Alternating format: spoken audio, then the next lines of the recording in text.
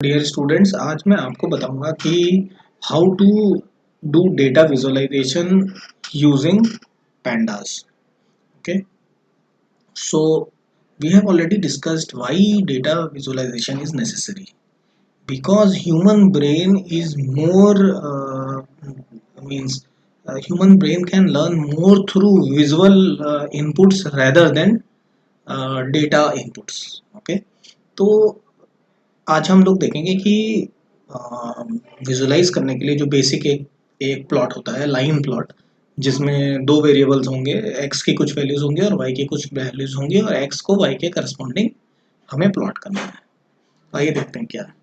तो सबसे पहली लाइन जो होगी, import matplotlib dot pyplot as PLT. तो मैट प्लॉट लिब आपके सिस्टम में इंस्टॉल होना चाहिए। ओके, चूंकि हम लोग कैगल पे कर रहे हैं तो there is no need for that. Okay, तो मैंने तीन वैल्यूज ले ली, एक्स एक्सेस पर 1 2 3 ले लिया और वाई एक्सेस पे 2 4 1 ले लिया। ओके, और उसके बाद मैं एक्स एक्सेस का नाम रख रहा हूँ। ओके, तो एक्स एक्सेस यहाँ पे नाम लिख दिया और P L T dot Y label मैंने वाई एक्सेस का नाम लिख दिया। ओके, मेरे पीछे देखिए, और ग्राफ का एक टाइटल डाल दिया। ओके, तो माई फर्स्ट ग्राफ। तो चलिए मैं हम लोग डाल देते हैं विजुअलाइजेशन।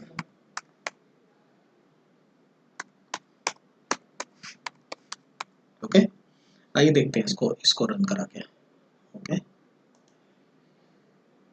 रन कराया और ये देखिए, ये वाई एक्सेस यहाँ लिख कर आ गया, एक्स एक्सेस यहाँ लिख कर आ गया।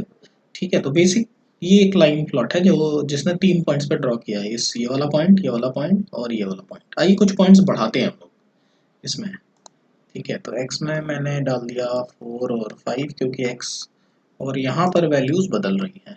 ठीक है, 5 ले लिया, 6 ले लिया, 7 ले लिया। ये इसमें ध्यान ये रखना है कि जैसे एक्स और वाई में वैल्यूज बराबर हो। मान लीजिए जैसे मैंने इस केस में बराबर नहीं रखी है, यदि मैं रन कर रहा हूँ तो क्या होगा, आइए देखते हैं। तो देखिए ये एरर आ रहा है। ओके, तो इस प्लॉट को प्लॉट करते समय आप यूजर को या प्रोग्रामर को ध्यान रखना होगा कि जो वैल्यूज हैं वो बराबर हो। ओके, यानी जितने नंबर ऑफ वैल्यूज, जैसे 6 वैल्यूज यहाँ है तो 6 वैल्यूज ऊपर भी हो।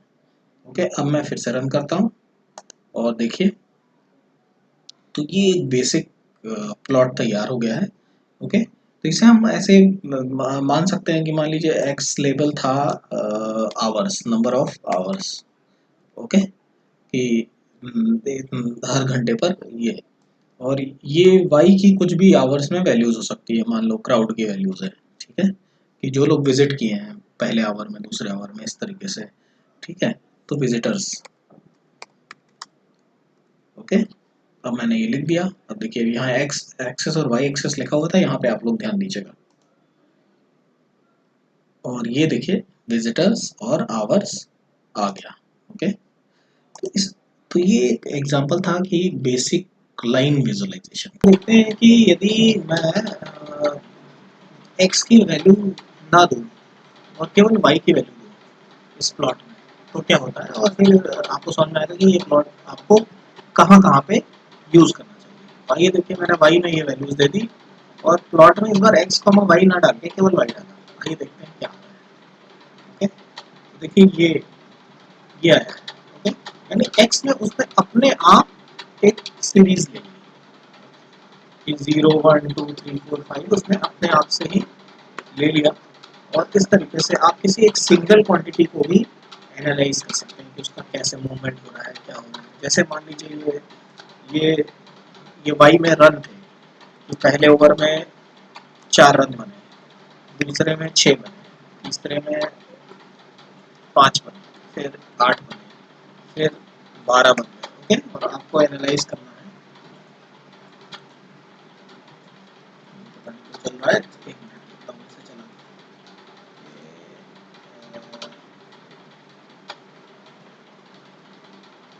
Start and clear outputs. आइए देखते हैं इसको, ये वाला था ना, इसको रन करते हैं और ये देखते हैं, ये इस तरीके से हमारा आ गया। अब इसमें देखिए इसने क्या किया है, 0 0.5 1 1.5 इस तरीके से ये ले लिया।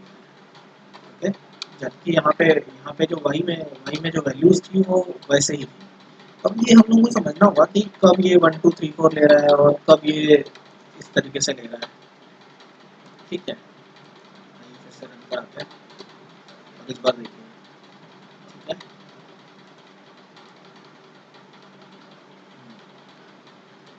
इसे किया और फिर से।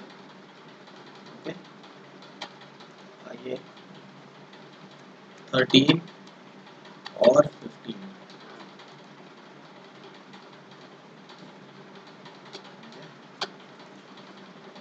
इसके बाद 14 फिर 2 रन किया।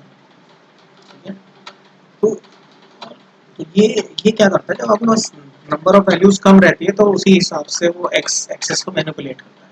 ये कोई बहुत अच्छा तरीका नहीं है, बट अगेन यदि आप इसे यूज करते हैं तो ये भी एक तरीका हो सकता है कि एक क्वांटिटी को आपको विजुलाइज करना है, उसका ट्रेंड एनालिसिस करना है। मान लीजिए शेयर का प्राइस है, ये आपको प्लॉट करना है, तो आप उस हिसाब से प्लॉट कर सकते हैं कि टाइम से। वैसे बेस्ट अच्छा तरीका ये होता है कि हम एक्स को और वाई को सही वैल्यूज दे दें। तो यहाँ पे सही तरीका ये होता है कि मैं यहाँ इसको एक्स को देता, मान लीजिए मुझे सीरीज में ही देना है, तो मैं दे देता 1 2 जितनी इसमें वैल्यू 1 2 3 4 5 6 7 8 9, 1 2 9 दे देता हूँ। और इस बार जब होता तो ये एक्स कॉमा वाई प्लॉट करता है, एक्स कॉमा वाई।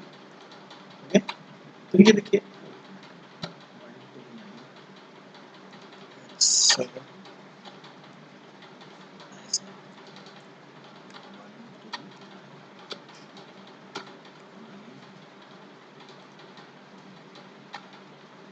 गलत है तो रेंज का रेंज 1 2 10, जो लास्ट वाला 9 तक है। और अब देखिए आगे। तो अ, आप डिफ़ॉल्ट वैल्यूज की तरफ ना जा करके एक्स की एक वैल्यू यहाँ पर दे सकते हैं कि एक ही क्वांटिटी को आपको एनालाइज करना है, तो आप पता लगा लीजिए कि इसकी लेंथ कितनी है, जो भी दूसरी क्वांटिटी है उसकी लेंथ कितनी है, और उस हिसाब से आप वहाँ पर रेंज जनरेट कर सकते हैं और इस तरीके से इसको विजुअलाइज कर सकते हैं। आइए देखते हैं, यदि मुझे दो वैल्यूज को कंपेयर करना है सेम पैरामीटर पे तो हम कैसे कर सकते हैं। तो आइए देखते हैं, दो वैल्यूज को मैं पहले लिख देता हूँ। ओके, तो मैंने ये x1 y1 की एक लाइन मुझे बनानी है और x2 y2 की एक लाइन बनानी है और मुझे दोनों को कंपेयर करना है। ओके, तो सिंपली हम x1 y1 की लाइन बना देंगे, प्लॉट कर देंगे। क्योंकि अब दो लाइंस बना रहे हैं तो मुझे लेबल भी लिखना पड़ेगा कि लाइन वन क्या रिप्रेजेंट करती है। तो मैंने यहाँ लिख दिया लेबल बराबर लाइन वन, और इसी तरह लाइन टू दूसरी लाइन को रिप्रेजेंट करती है। ये हमने एक्स लेबल और वाई लेबल पहले देखा ही था। और ये है टाइटल।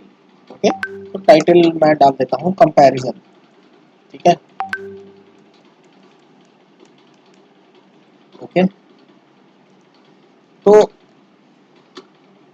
चलिए इसको लगाकर देखते हैं। ये लेजेंड क्यों यूज हो रहा है अभी मैं आपको बताता हूँ, पहले रन करा के देखकर दिखाता हूँ। ये देखिए दो लाइंस आ रही है, और ये जो देख रहे हैं ना, ये ब्लू बता रहा है ब्लू लाइन वन है, और ये लेजेंड की वजह से आ रहा है। यदि हम लेजेंड को हटा दें तो फिर ये भी हट जाएगा। ओके, तो लेजेंड बहुत जरूरी है जब आप मल्टीपल लाइंस कंपेयर कर रहे हैं। ऐसे तो ऐसा पता ही नहीं चलेगा कि आप कौन सी वैल्यू किस चीज की है। ओके, तो आप इसे रहने जरूरी है। ओके, तो ये आइए एक रियल सिचुएशन लेते हैं कि दो टीम खेल रही थी, न्यूजीलैंड और पाकिस्तान। उनके 10 ओवर्स में हर ओवर में क्या क्या रन बने उसको मैं कंपेयर करना चाहता हूँ, ताकि मैं ये समझ पाऊँ कि किसका बैटिंग स्कोर अच्छा है। तो आइए देखिए, x1 में मैंने रेंज ले लिया, यानी 1 से लेकर 10 तक, यानी 10 ओवर्स का मुझे कंपेयर करना है। y1 में मैंने हर ओवर में जो जो भी रन बने हैं उसको ले लिया, जैसे 2 4 6 3 7, ये ओवर्स के रन है। और यहाँ लेबल में मैंने न्यूजीलैंड लिख दिया जो कि पहली लाइन रिप्रेजेंट करेगी, और दूसरे में मैंने पाकिस्तान लिख दिया। ओके, अब हम लोग देखते हैं। देखिए ऐसे में यदि आपको दिखाऊं तो आप नहीं बता सकते कि किसने किसका बैटिंग, कब कौन स्लो बैटिंग कर रहा था, कब कौन फास्ट बैटिंग कर रहा था। यही विजुअलाइजेशन का पर्पज होता है।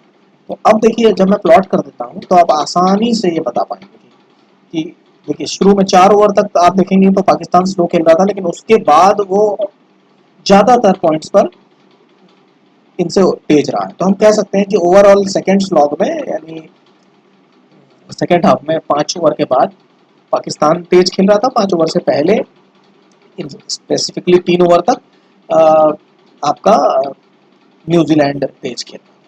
तो इस तरीके का एनालिसिस आप कर सकते हैं। इसी तरह आप तीसरी चौथी जितनी भी लाइंस आप लाना चाहें इसमें ला सकते हैं।